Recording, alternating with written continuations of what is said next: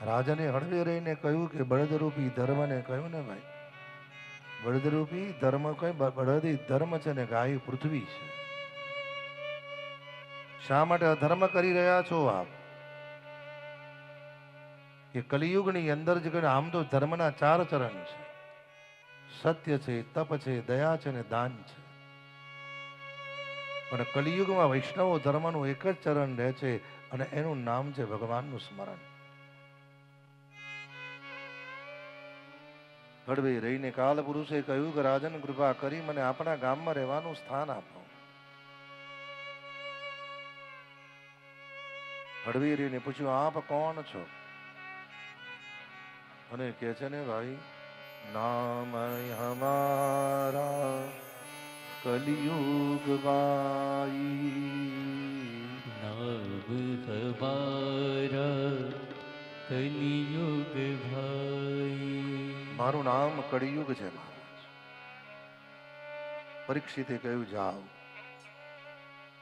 જુગાર, મદિરા, પાન, શરાબ અને સુંદરી આ 4 સ્થાનમાં તમારો નિવાસ થાય. જુગાર, મદિરા, પાન. અને વર્ષો પહેલા તો ભાઈઓ જ પાણા રમતા હતા. હવે તો અમુક ઘરમાં તો દીકરીઓ પાણા રમે અને ઘરના વખાણ કરે પાછા.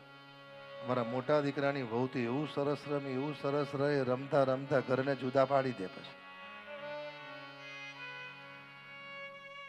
અને જે ઘરમાં સ્ત્રી હાથમાં પાના પકડી ઘરમાં લક્ષ્મી નષ્ટ થાય છે.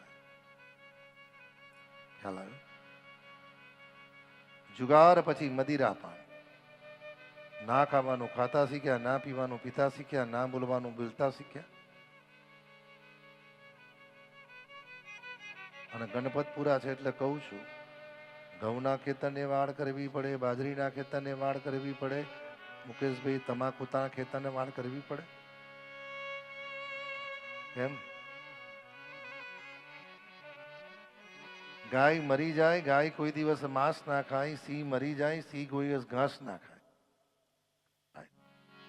એક માનવ જ એવો છે કે ના ખાવાનું ખાવા શીખ્યો છે. હા ભાઈ, આમ તો ગામમાં કોઈને વ્યસન નહીં હોય, પણ હોય તો ભગવાનની કૃપાથી છોડજો. લગભગ તો ના જ હોય, કારણ કે નામ સરસ છે ને, ગણપતપુરા.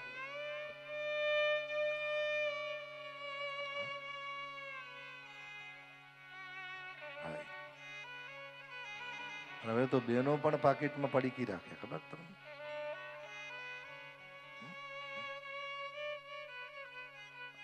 પાકીટ ખોલે,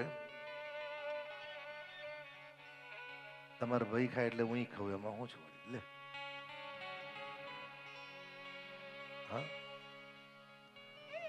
ભાઈ, પાન ખાવું પણ કેવું કે છે ને